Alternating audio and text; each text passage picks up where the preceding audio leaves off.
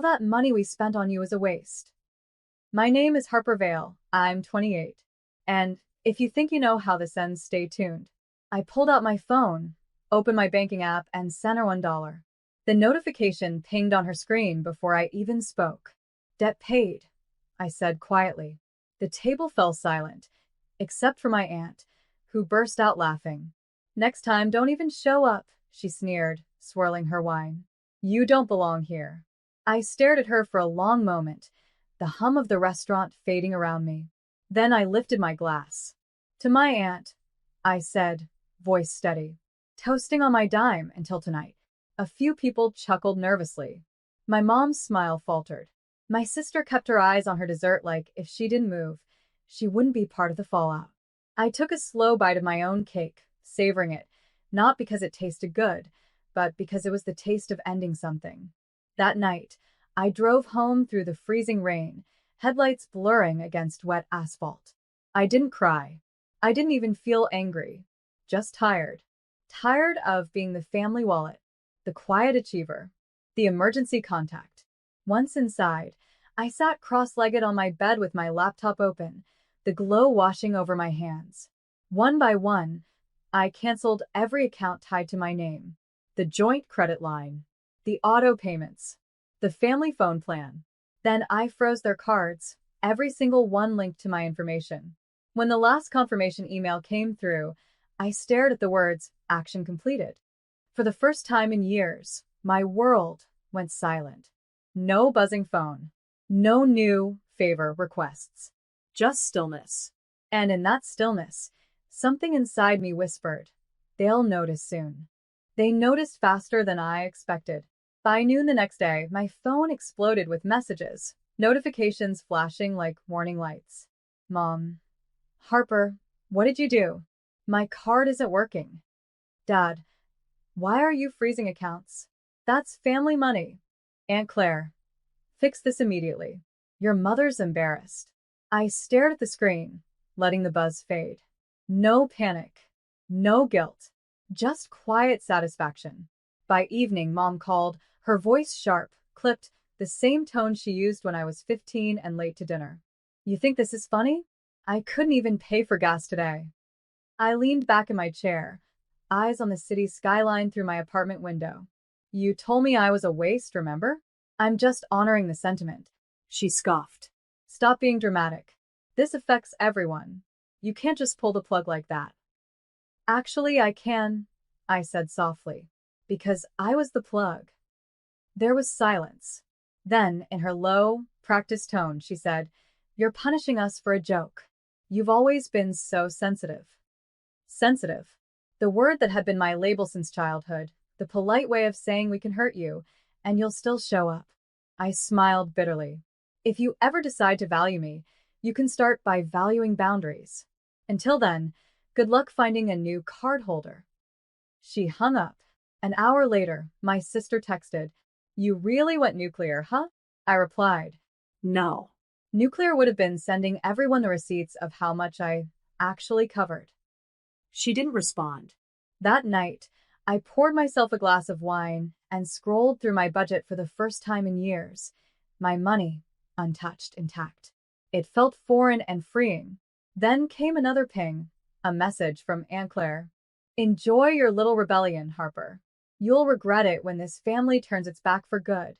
I stared at her words and whispered, almost amused. They already did. The next morning, my apartment buzzer screamed like an alarm. I froze mid-coffee sip. No one visits me unannounced. When I checked the camera feed, there they were, Mom and Aunt Claire, bundled in their self-righteous coats, standing outside my building as if they owned the sidewalk. I buzzed them in. I wanted to see the performance up close. Mom walked in first, her perfume, that expensive floral she could only afford because of me, filling the room. Aunt Claire followed, clutching her purse like she was entering a courtroom. So, Mom started, dropping her coat onto my couch. You think humiliating us is maturity now? I crossed my arms. You humiliated yourselves, Mom. I just stopped paying for the stage. Aunt Claire snorted. We raised you better than this. Really? I tilted my head. You mean the years you reminded me I was an obligation, not a blessing? Her smile thinned. You're being dramatic. I walked to the counter, pulled open a drawer, and dropped a neat stack of papers in front of them. Every payment statement, credit history, and auto transfer they'd benefited from. For every birthday dinner, for every emergency, for every little crisis, I said evenly. I kept receipts. Mom glanced at the papers, jaw tightening. This is petty. No, I said, voice steady. This is proof. Aunt Claire's eyes flicked toward Mom. You really let her control everything? Mom shot her a glare. Don't start. They were unraveling right in front of me, arguing about control when all I'd done was remove it. Do you want coffee? I asked finally. Mom blinked. What? Coffee. It's the last thing you'll ever get from me. Her face turned crimson. You're cruel. I smiled faintly. No, Mom. I'm cured. She opened her mouth to speak, but I walked to the door and held it open. Time's up. They left without another word. When the elevator doors closed, the quiet returned, heavier than before, but finally mine. Still, a part of me knew this wasn't their final move. My family never left without trying to collect. For 2 full days, there was silence, the kind that feels like a held breath before something breaks. Then came the call from the bank. Ms. Vale, we just wanted to confirm. Did you authorize a transfer of $4,500 from your secondary savings account? My pulse jumped. No, I didn't. The representative paused. It looks like someone attempted the transfer using credentials linked to your family account, but the system flagged it. I closed my eyes. Of course they did. When the call ended, I sat in the quiet for a long time. Then I opened my laptop and checked the logins myself. There was a failed attempt from my hometown, time-stamped 2:12 a.m. Mom's address. I should have felt angry, but instead there was just exhaustion, the kind that settles into your bones when people mistake your kindness for permission. That evening, I called Eli, my closest friend since college, a financial advisor who'd helped me set up those accounts years ago. Hey, he said softly. I saw the alert. You okay? I'm fine, I said. But I'm done playing defense. He hesitated. You want me to tighten security? No. I want you to help me end this legally. Within an hour, Eli connected me with Grace Reynolds, a fraud attorney who'd seen every kind of family implosion possible. I sent her the screenshots, the call records, everything. By the next morning, Grace had drafted a cease and desist order for financial harassment and unauthorized access attempts. I signed it electronically, my hands steady. She said, once they receive this, the bank will block all shared logins permanently. They won't be able to touch a cent tied to you. Good, I replied. Let them learn what silence without funding feels like. After hanging up, I sat on my couch, the city outside humming like normal life. For once, their chaos didn't reach me. Then, a single text buzzed on my phone from an unknown number. You'll regret this, Harper. We always take care of our own. I stared at it and whispered. Exactly. Take care of your own, finally. By morning, the text had spread like wildfire through the family grapevine. My cousin forwarded screenshots of Mom's latest group chat rant, a masterpiece of manipulation. She's turned against her own blood, Mom wrote. We gave her everything, and she's repaying us with lawyers. No one freezes their parents' cards unless they've lost their mind. They didn't know I was in that chat under a muted contact name. I watched the hypocrisy scroll by while sipping my coffee, amused at how predictable it all was. Then Aunt Claire chimed in. Maybe we should show her how it feels to be cut off. She thinks she doesn't need family? Let's make sure she doesn't. I laughed under my breath. That line, let's make sure she doesn't, was their battle cry. I screenshotted it and forwarded it to Grace. Within an hour, Grace replied. Perfect evidence. We'll attach this to the cease and desist follow-up. Their harassment trail is self-documenting. The power of paper, I thought. For years, I'd fought their words with emotion. Now, I was fighting with proof. That evening, I went for a walk downtown. The air sharp and cold, the sidewalks still slick from rain. I passed a family laughing outside a diner, their warmth cutting through the chill. For a fleeting moment, I envied them. Not for their closeness, but for how effortlessly they seemed to love each other. I used to think my family was fixable, that if I just worked harder, paid more, proved more, they'd finally see me. But that night, as I walked under the glow of streetlights, I realized something. You can't buy belonging. When I got home, I forwarded the legal packet to every relative in that group chat. No caption, no explanation, just the document. Then I powered off my phone, poured myself a drink, and whispered into the quiet apartment. Let's see who laughs now. It wasn't anger anymore. It was closure sharpening into peace, one form filed at a time. The silence that followed was almost eerie. No calls, no texts, no sarcastic family updates on Facebook. Just absence. 3 days later, my dad showed up at my apartment. No warning, no call ahead.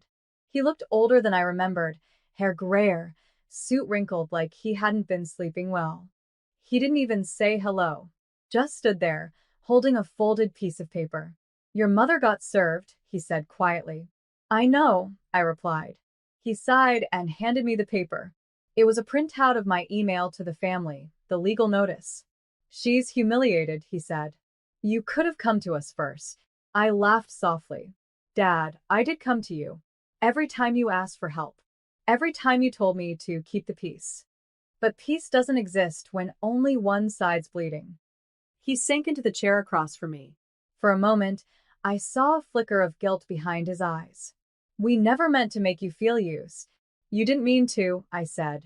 But you did. He rubbed his temples. Your mother's furious. She's saying you ruined the family name. I leaned forward. Dad, the family name ruined itself. I just stopped funding the illusion. He didn't answer, just stared at his hands, as if searching for something to hold on to. After a while, he whispered, You always were the one who saw through everything. Something in me softened.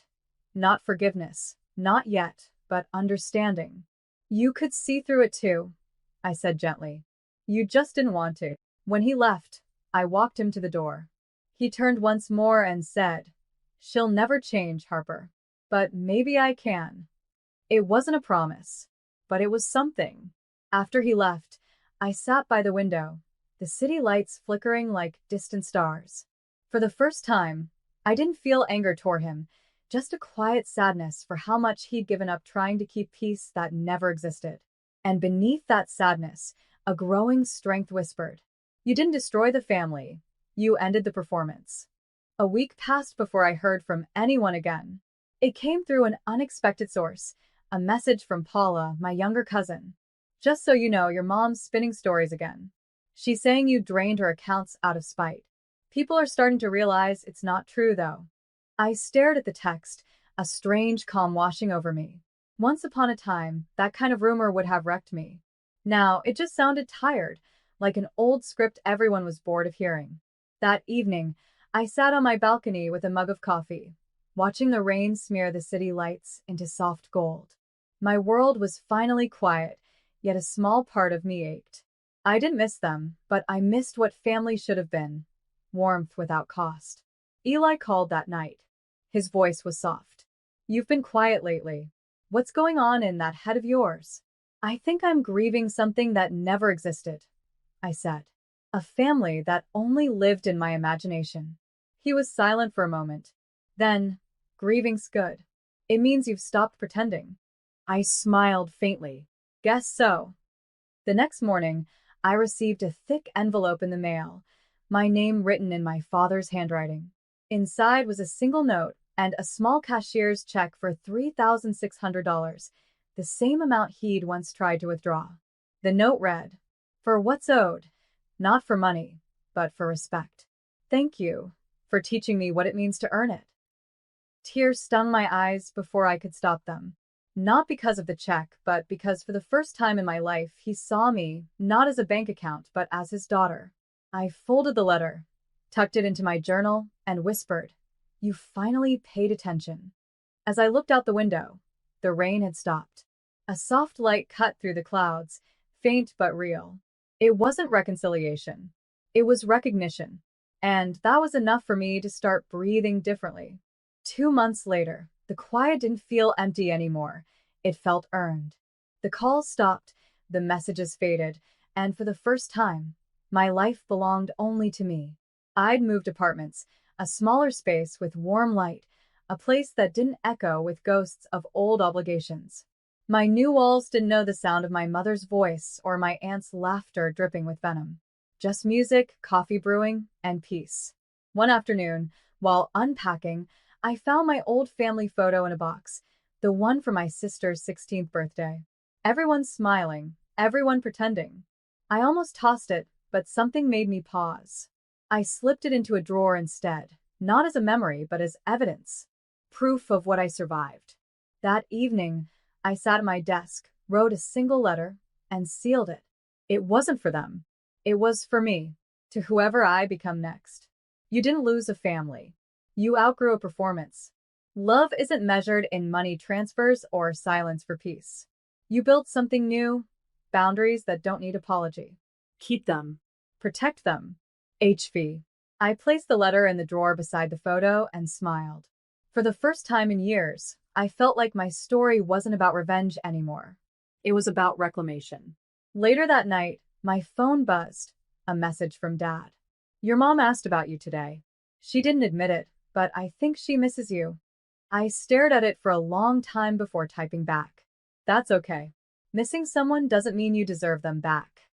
He replied with a single heart emoji, his way of saying he understood. I set my phone face down and turned off the lights. Outside, the rain began again, soft and steady, like a rhythm I finally understood. I wasn't the daughter who begged for love anymore. I was the woman who learned that peace costs nothing, and once bought, it never needs repayment. I closed my eyes,